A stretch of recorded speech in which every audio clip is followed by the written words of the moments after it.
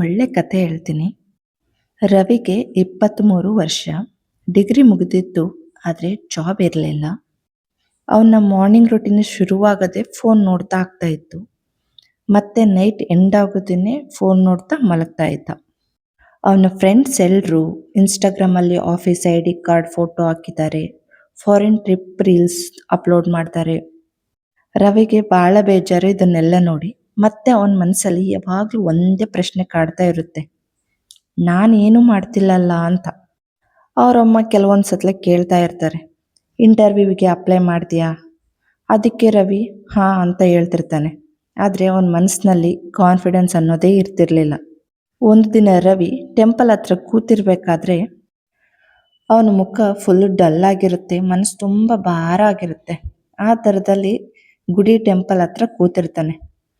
ಅಲ್ಲಿ ಒಂದು ಅಜ್ಜ ಕಲ್ಲ ಮೇಲೆ ಕೂತ್ಕೊಂಡು ಹಂಗೆ ನೋಡ್ತಾ ಇರ್ತಾನೆ. ಆ ಅಜ್ಜ ರವಿನ ನೋಡಿ ಹೇಳ್ತಾನೆ, ಮಗ ನಿನಗೆ ಏನು ಚಿಂತೆ ಇದೆ ಅಂತ. ರವಿ ಇನ್ನು ಅವನ ಲೈಫಲ್ಲಿ ಆಗಿರೋದನ್ನ ಎಲ್ಲಾನು ಹೇಳ್ತಾನೆ. ಭಯ, ಫೇಲ್ಯೂರು, ಕಂಪ್ಯಾರಿಸನ್ನು, ಪ್ರೆಷರು ಈ ಥರದ್ದೆಲ್ಲ ಹೇಳಿದ್ಮೇಲೆ ಅಜ್ಜ ಸ್ಲೋ ಆಗಿ ಸ್ಮೈಲ್ ಮಾಡಿ ಹೇಳ್ತಾನೆ, ನಿನ್ನ ವಾಚ್ನಲ್ಲಿ ಟೈಮ್ ರಾಂಗ್ ಇದ್ದರೆ ಟೈಮ್ನೇ ರಾಂಗ್ ಅಂತ ಅನಿಸುತ್ತಾ? ಅದಕ್ಕೆ ವಾಚ್ನ ಕರೆಕ್ಟ್ ಮಾಡಬೇಕು, ಆವಾಗ ಟೈಮನ್ನು ಕರೆಕ್ಟ್ ಆಗುತ್ತೆ. ಅದಕ್ಕೆ ರವಿ ಕನ್ಫ್ಯೂಸ್ ಆಗಿದ್ದ.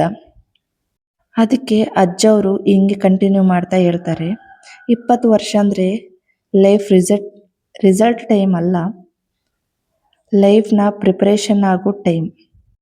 ಬೀಜನ ಇವತ್ತು ಹಾಕಿದರೆ ಮರ ಇವತ್ತು ಬೆಳೆಯೋದಿಲ್ಲ. ಈ ಮಾತು ರವಿ ಮನಸ್ಸಿಗೆ ಡೈರೆಕ್ಟಾಗಿ ಟಚ್ ಆಗುತ್ತೆ. ಆ ದಿನ ರವಿ ಚೇಂಜ್ ಆಗಲ್ಲ. ಆ ದಿನದಿಂದ ರವಿ ಚೇಂಜ್ ಆಗೋಕ್ಕೆ ಟ್ರೈ ಮಾಡಲ್ಲ. ಬಟ್ ಅವತ್ತಿನ ದಿನದಿಂದ ಆತ ಅವನ ಜೀವನನ ಶುರು ಮಾಡ್ತಾನೆ. ಡೈಲಿ ಒಂದು ಹ್ಯಾಬಿಟ್ನ ಕಲಿಯೋದು, ಒಂದು ಸ್ಕಿಲ್ನ ಪ್ರಾಕ್ಟೀಸ್ ಮಾಡೋದು, ಒಂದು ರಿಜೆಕ್ಷನ್ನ ಅವನದನ್ನು ಆಕ್ಸೆಪ್ಟ್ ಮಾಡೋದು. 6 ತಿಂಗಳಲ್ಲಿ ಏನು ಮ್ಯಾಜಿಕ್ ಆಗಲ್ಲ, ಆಗಲೇ ಇಲ್ಲ. ಬಟ್ ಆ ಸ್ಟ್ರಗಲ್ನ ಅವನು ನಿಲ್ಲಿಸೋದಿಲ್ಲ. ಒಂದು ದಿನ ರವಿಗೆ ಒಂದು ಸಣ್ಣ ಕಂಪನಿಯಿಂದ ಕರೆ ಬರುತ್ತೆ. ಸ್ಯಾಲ್ರಿ ಫುಲ್ ಕಮ್ಮಿ, ರೋಲ್ ಕೂಡ ಭಾಳ ಚಿಕ್ಕದೆ. ಆದರೆ ರವಿಗೆ ಫುಲ್ ಖುಷಿಯಾಗುತ್ತೆ. ಯಾಕಂದರೆ ಅದು ಎಂಡ್ ಅಲ್ಲ, ಅವನ ಬಿಗಿನಿಂಗ್ ಆಗಿತ್ತು. ಇದು ಅವನ ಸಕ್ಸಸ್ ಸ್ಟೋರಿ ಅಲ್ಲ, ಆದರೆ ರಿಯಲ್ ಸ್ಟೋರಿ ಆಗಿತ್ತು. ಯಾಕಂದರೆ ರವಿಗೆ ಒಂದು ಕ್ಲಿಯರಾಗಿ ಅರ್ಥ ಆಗಿತ್ತು, ನಾನು ಲೇಟ್ ಅಲ್ಲ, ನಾನು ಲರ್ನಿಂಗ್ ಸ್ಟೇಜಲ್ಲಿ ಇದ್ದೀನಿ ಅಂತ. ಅದೇ ಈ ಕಥೆಯ ಮಾರಲ್ ಏನಪ್ಪ ಅಂದರೆ, ಎಲ್ರಿಗೂ ಟೈಮ್ ಬೇಕು. ಲೇಟಾಗಿ ಶುರು ಮಾಡೋದು ಫೇಲ್ಯೂರ್ ಅಲ್ಲ, ಸ್ಟಾಪ್ ಮಾಡೋದು ಮಾತ್ರ ಖಂಡಿತವಾಗ್ಲೂ ಫೇಲ್ಯೂರೇ ಅದು. ನಿಮಗೆ ಸ್ಟೋರಿ ಇಷ್ಟ ಆಗಿದ್ರೆ ಪ್ಲೀಸ್ ಲೈಕ್ ಮಾಡಿ, ಶೇರ್ ಮಾಡಿ, ಕಮೆಂಟ್ ಮಾಡಿ, ಚಾನಲ್ಗೆ ಸಬ್ಸ್ಕ್ರೈಬ್ ಮಾಡಿ ಪ್ಲೀಸ್. ಹೆಂಗೋ ಶುರು ಮಾಡಿದ್ದೀವಲ್ವ, ಇನ್ನೊಂದು ಚಿಕ್ಕ ಒಂದು ಸಸ್ಪೆನ್ಸ್ ಥ್ರಿಲ್ಲರ್ ಸ್ಟೋರಿನೇ ಅನ್ಕೋರಿ. ಒಂದು ಶಾರ್ಟ್ ಚಿಕ್ಕ ಕಥೆನ ಹೇಳ್ತೀನಿ. 3 ಜನ ಫ್ರೆಂಡ್ಸ್ ಇರ್ತಾರೆ. ಅವ್ರ ಹೆಸರನ್ನ ನಾವು XYZ ಅಂತ ಇಟ್ಕೊಳಮ್ಮ. 3 ಜನ ಬೆಸ್ಟ್ ಫ್ರೆಂಡ್ಸು, ಎಲ್ಲಿಗೋದ್ರೂ ಬಿಟ್ಟು ಹೋಗ್ತಿರಲ್ಲ, ಯಾವಾಗಲೂ ಒಂದೇ ಹತ್ರ ಇರ್ತಾರೆ. ಅವರು 3 ಜನ ಒಂದು ಹಾಸ್ಟೆಲಲ್ಲಿ ವಾಸ ಮಾಡ್ತಿರ್ತಾರೆ.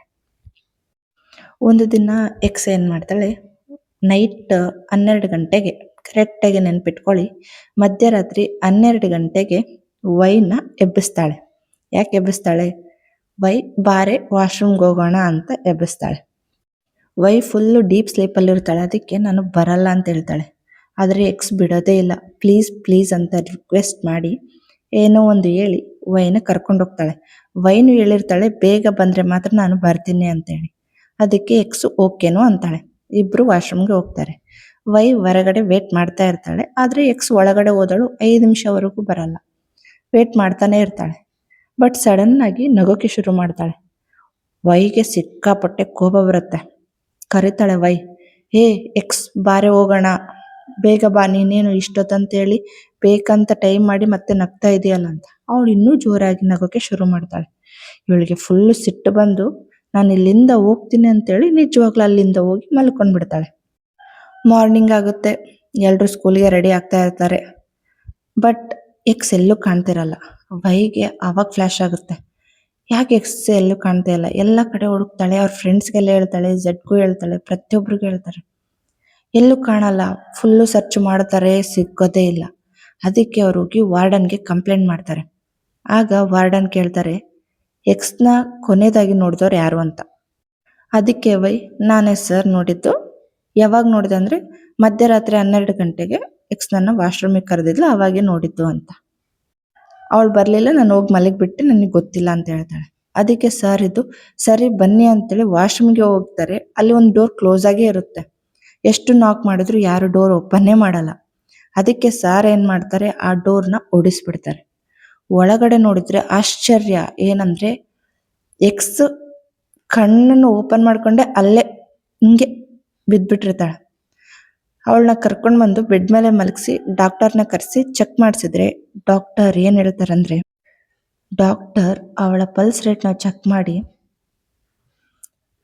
ಇವಳು ನಿನ್ನೆ ರಾತ್ರಿ 10 ಗಂಟೆಗೇನೆ ಇವಳ ಪಲ್ಸ್ ರೇಟ್ ಸ್ಟಾಪ್ ಆಗಿದೆ, ಅಂದರೆ 10 ಗಂಟೆಗೇನೆ ಇವಳು ತೀರೋಗಿದ್ದಾಳೆ ಅನ್ನೋ ಶಾಕಿಂಗ್ ವಿಷಯನ ಡಾಕ್ಟರ್ ಹೇಳ್ತಾರೆ. ಇದನ್ನು ಕೇಳಿದ ಪ್ರತಿಯೊಬ್ಬರಿಗೂ ಶಾಕ್ ಆಗುತ್ತೆ.